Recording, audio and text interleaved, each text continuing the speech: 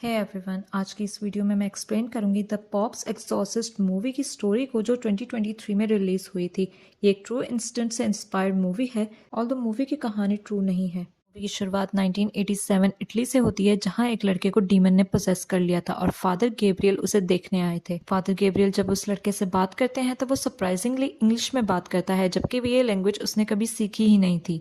वो लड़का खुद को सेटन बताता है, लेकिन फादर गैब्रियल कहते हैं कि वो सेटन हो ही नहीं सकता। अगर वो वाकई सेटन है तो वो पास खड़े इस पिग को पोजेस करके दिखाए। खुद को प्रूव करने के लिए जैसे ही वो डीमन ऐसा करता है तो फादर उसे गोली मरवा देते हैं और इस तरह वो लड़का डीमन से आजाद हो जाता है।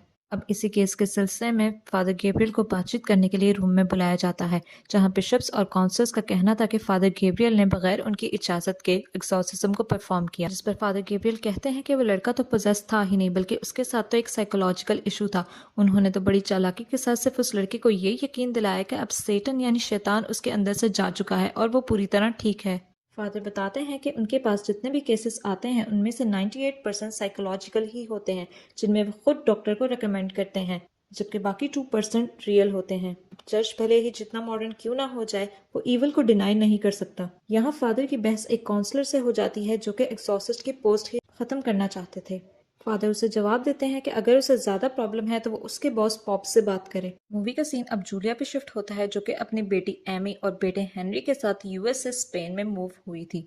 एक साल पहले एक कार एक्सीडेंट में जूलिया के हस्बैंड की डेथ हुई थी, जिस वक्त हेनरी भी उनके साथ था। हेनरी ने अपने फादर को अपनी आंखों के सामने मरता हुआ देखा, जिस वजह से वो सिलेक्टिवली म्यूट हो गया। मतलब वो किसी से बात नहीं करता था।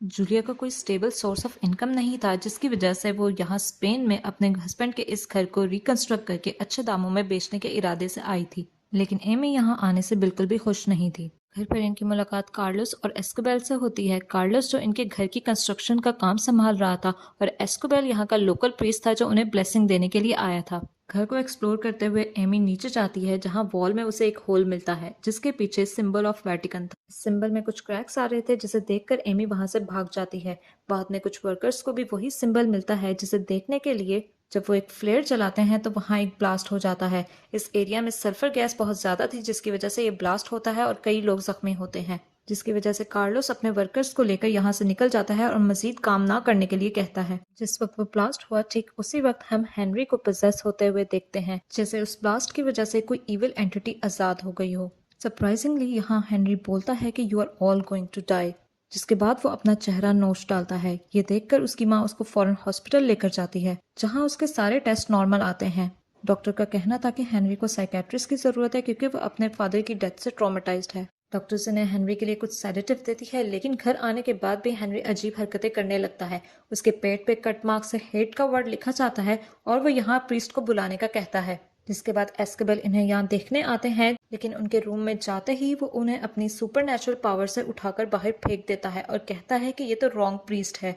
दूसरी तरफ पॉप फादर गैब्रियल अमॉर्थ को इस केस के बारे में बताते हैं और कहते हैं कि उन्हें हेनरी की मदद के लिए स्पेन जाना चाहिए, क्योंकि इस जगह की वजह से चर्च ने ऑलरेडी बहुत से प्रॉब्लम फेस किए हैं। फादर गैब्रियल जूलिया के घर पहुंचते हैं, जहां उनकी मुलाकात जूलिया, एमी और एस्कोबेल से होती है। फादर हेनरी के पास जाते हैं तो उसके अंदर का डीमन फादर को वहां देखकर बहुत खुश होता है।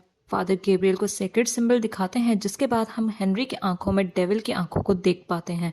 गैब्रियल बार बार उस डीमन से उसका नाम पूछते हैं, क्योंकि नाम पता होने से एक्सरसाइज करना इजी हो जाता। लेकिन यहाँ वो डीमन बहुत ही चालाक था, वो अपना नाम नहीं बताता, बल्कि ये डीमन गैब्रियल के नाम, उनके पास्ट और उनके केसेस के बारे में भी सब जानता था। वो गैब्रियल से कहता है कि वर्ल्ड वॉर 2 में वो एक सोल्जर थे और एक कॉवर्ड थे, क्योंकि वॉर में उनके सारे साथी मारे गए, अकेले वही जिंदा बचे। तभी वो अपने हलक से एक मरे हुए बर्ड को उगलता है। इसे देखकर गैब्रियल समझ जाते हैं कि उनका पाला किसी स्ट्रॉन्ग डीमन से पड़ा है और इसको एक्सरसाइज करना बिल्कुल भी इजी नहीं होने वाला।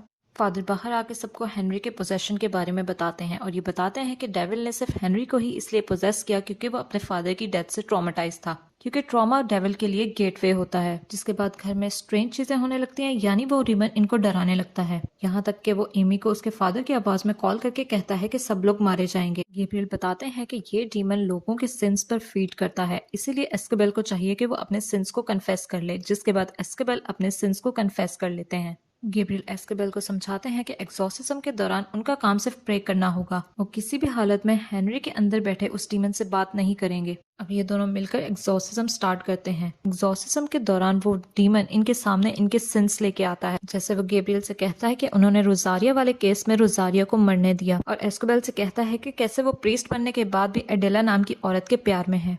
ये सुनकर एस्कोबेल को गुस्सा आ जाता है और वो हेनरी पर अटैक कर देते हैं।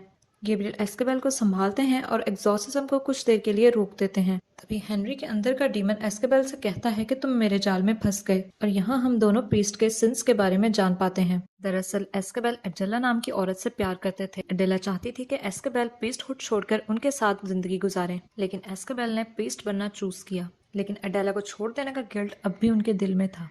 दूसरी तरफ गैब्रियल बताते हैं कि वर्ल्ड वॉर 2 में वो भी एक सोल्जर थे। उनके सभी साथी मारे गए और वही सिर्फ बचे। इस चीज को उन्होंने गॉड का साइन समझा और तभी वो प्रीस्ट बने। तब उनके पास रोजेरिया नाम की एक लड़की का केस आया जिसे डीमन ने पोजेस कर रखा था। लेकिन गैब्रियल को लगा कि ये पोजेशन नहीं बल्कि एक साइकोलॉजिकल प्रॉब्लम है, और उन्होंने ये केस डॉक्टर्स को हैंडल करने दी। लेकिन एक दिन रोजारिया ऊंचाई से गिरकर मर जाती है, जिसके बाद गैब्रियल को यकीन हो जाता है कि वो पोजेस थी, यानी वो रोजेरिया की मदद कर सकते थे, लेकिन वो ऐसा ना कर सके, और इसी चीज का गिल्ट उन्हें अंदर से खाया जा रहा है। जिसके बाद ये दोनों प्रीस्ट एक दूसरे को माफ करके एक दूसरे को ब्लेस्ड करते हैं ताकि वो एकजुट होकर उस डीमन का सामना कर सकें।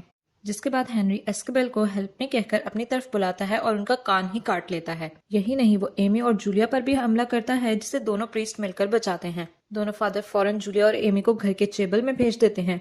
जिसके बाद दोनों प्रीस्ट घर में इन्वेस्टिगेट करने लगते हैं ताकि उस डीमन के बारे में कुछ जान सके, ताकि एग्जॉर्सिज्म इजीली हो जाए। फादर गैब्रियल को पता चलता है कि इस घर में एक कुआं था जिसके ऊपर सील ऑफ वेटिकन था। सील हटाने पर इन्हें कुएं के अंदर बहुत से लोगों के स्कल्स मिलते हैं। फादर गैब्रियल बताते हैं कि ये स्पेनिश इंक्विजिशन के विक्टिम हैं। अब जिनको स्पेनिश इंक्विजिशन के बारे में नहीं पता, मैं उनको शॉर्ट से हिस्ट्री बता देती हूँ। ये एक ऐसी अदालत थी जो स्पेन के बादशाह और क्वीन ने मिलकर बनाई थी ताकि पूरे मुल्क में सिर्फ ईसाइयत को मजबूत किया जा सके। ये इंक्विजिशन अपने टॉर्चर की वजह से मशहूर थी। इस दौरान हजारों लोगों का कत्ल किया गया और लाखों यहूदियों और मुसलमानों को स्पेन से निकाल दिया गया। ये सिलसिला तकरीबन 350 साल तक चला और आखिरकार 1834 में इसे हमेशा के लिए खत्म कर दिया गया। दोनों प्रीस्ट घर के नीचे वाले हिस्से में जाते हैं जहां इन्हें वही होल वाली वॉल मिलती है, जिसे तोड़ने पर इन्हें वही वेटिकन सील्ड डोर मिलता है।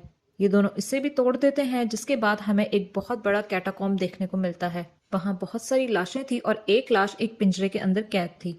उस पिंजरे वाली लाश के हाथ में इसे रिंग ऑफ कार्डिनल प्रोटेक्टर मिलता है। इन्हें एक और लॉक डोर मिलता है जिसकी चाबी कार्डिनल की बॉडी के पास थी, जिसे ये निकालते हैं और उस डोर को ओपन करते हैं। अंदर जाने पर इन्हें फ्रायर द ओहादा की लाश मिलती है, who was one of the best Exorcist of that time. Gabriel बताते हैं कि 1475 में यहाँ पर एक एग्जॉर्सिज्म हुआ था, जहाँ पर एक मंक पोजेस्ड हुआ था। लेकिन रिकॉर्ड देखने पे पता चलता है कि यहाँ पर बहुत सारी पोजेशन हुई थी और ये एग्जॉर्सिज्म भी सक्सेसफुल नहीं हुआ। माना जाता है कि इस एबी में डेविल का राज है। बताया जाता है कि 200 के करीब फॉलन एंजल थे, और वी कैन से डेविल, जिन्हें अर्थ से निकालकर अर्थ की अलग अलग जगह पर कैद किया गया। पता चलता है कि 1475 में हुआ एग्जॉर्सिज्म फेल हुआ और डीमन ने फ्रायर द ओहादा को ही पोजेस कर लिया था। यहाँ ये भी बताया जाता है कि स्पेनिश इंक्विजिशन उस डेविल की वजह से ही हुआ, यानी डेविल ने फ्रायर द ओहादा को पोजेस किया और उनके जरिए स्पेनिश इंक्विजिशन एस्टेब्लिश करवाया, जिसके बाद हजारों लोगों का कत्ल हुआ। जब वेटिकन को इस चीज का पता चला तो उन्होंने इस जगह को सील कर दिया। लास्ट की वजह से ये डीमन आजाद हो गया और अब ये गैब्रियल को पोजेस करना चाहता है ताकि वो वही कुछ कर सके जो उसने पहले किया, क्योंकि गैब्रियल भी एक एग्जॉर्सिस्ट था फ्रायर द ओहादा की तरह। अब आपको समझ आ गया होगा कि क्यों हेनरी के अंदर का डीमन प्रीस्ट से मिलना चाहता था। वहां नीचे इन दोनों को फ्रायर द ओहादा का जर्नल भी मिला था, जिसमें बहुत कुछ लिखा हुआ था। जिसमें लिखा हुआ था कि यहाँ पर जो फॉलन एंजल है, जिसे मैं डेविल ही कहूंगी, वो किंग ऑफ हेल एस्मोडियस है। दूसरी तरफ पोप भी फ्रायर द ओहादा का लिखा हुआ एक लेटर पढ़ रहे थे, जिसमें वो ये सारी बातें जान पाते हैं, जिसे पढ़कर उनकी तबीयत कुछ खराब होने लगती है। दूसरी तरफ हेनरी के अंदर के डीमन को जैसे ही पता चलता है कि उसके नाम के बारे में फादर गैब्रियल को पता चल गया है, तो वो कुछ ज्यादा बेचैन हो जाता है। अब एमी भी हेनरी के पास आकर बैठ गई थी और वो भी पोजेस हो चुकी थी। अब अस्मोडियस इन पर अपने अटैक शुरू कर देता है। उन दोनों प्रीस्ट को उनके सेंस वाले विजन दिखाता है, लेकिन इस दफा वो स्ट्रॉन्ग रहते हैं। एमी को पोजेस करके जूलिया पर हमला भी करवाता है और एस्कोबेल को हवा में लेविटेट करके मारने वाला होता है, और हेनरी की बॉडी भी जवाब देने लग गई थी। तभी डेविल गैब्रियल से कहता है कि इन सब की जान बच सकती है अगर गैब्रियल उसे परमिशन दे दे खुद को पोजेस करने की, और गैब्रियल इन सब की हालत देखकर उसे परमिशन दे देता है। गैब्रियल की बॉडी पोजेस होने लगती है और बाकी सबकी हालत ठीक हो जाती है। तभी एस्केबेल जूलिया और उसके बच्चों को यहाँ से फौरन भेज देता है, लेकिन वो खुद गैब्रियल की मदद करने वापस आता है। अब गैब्रियल को इस बात का अंदाजा था कि डीमन उसके हाथों गलत काम करवाने की कोशिश करेगा, जिसे उसने फ्रायर दी ओहादा से करवाए, इसलिए वो खुद को फांसी लगाने की कोशिश करते हैं, लेकिन वो डीमन उन्हें ऐसा नहीं करने देता। गैब्रियल खुद को कैटाकॉम्ब तक ले जाकर जलाने की भी कोशिश करते हैं, लेकिन वो ऐसा कर नहीं पाते। गैब्रियल को रोजेरिया का विजन आता है जिसमें रोजेरिया उन पर हमला करती है। तभी एस्केबेल क्रॉस के साथ लेटेंट प्रेयर्स शुरू कर देता है। एस्केबेल को भी अडेला का डरावना विजन आता है जिसमें वो पूरी तरह खून में लथपथ थी, लेकिन वो क्रॉस के जरिए से उस विजन को तोड़ देता है। अब वो ये क्रॉस गैब्रियल को पास करता है जिससे वो भी अपना विजन तोड़ पाते हैं, जिसके बाद दोनों प्रीस्ट मिलकर कंबाइंड प्रेयर्स करते हैं, जिसके बाद एस्मोडियस ज्यादा देर तक नहीं रह पाता और एक ब्लास्ट के साथ एक्सॉर्साइज हो जाता है, जिसके बाद सब कुछ नॉर्मल हो जाता है। पोप की तबीयत भी ठीक हो जाती है, जिसके बाद वो उन्हें मिलने के लिए बुलाते हैं और उनके काम पर उन्हें अप्रिशिएट करते हैं। अब जूलिया के घर को वेटिकन्स ने खरीद लिया था और जूलिया की फैमिली यूएस दोबारा लौट चुकी थी और हेनरी भी हील हो रहा था। अब बाकी बची 199 प्लेसेस पर भी एस्केबेल और गैब्रियल को जाना है और उनको एक्सरसाइज करना है। और इसके साथ ये मूवी खत्म हो जाती है। अगर आपको मेरी एक्सप्लेनेशन अच्छी लग रही है तो इसे लाइक करें, शेयर करें और चैनल को सब्सक्राइब करें।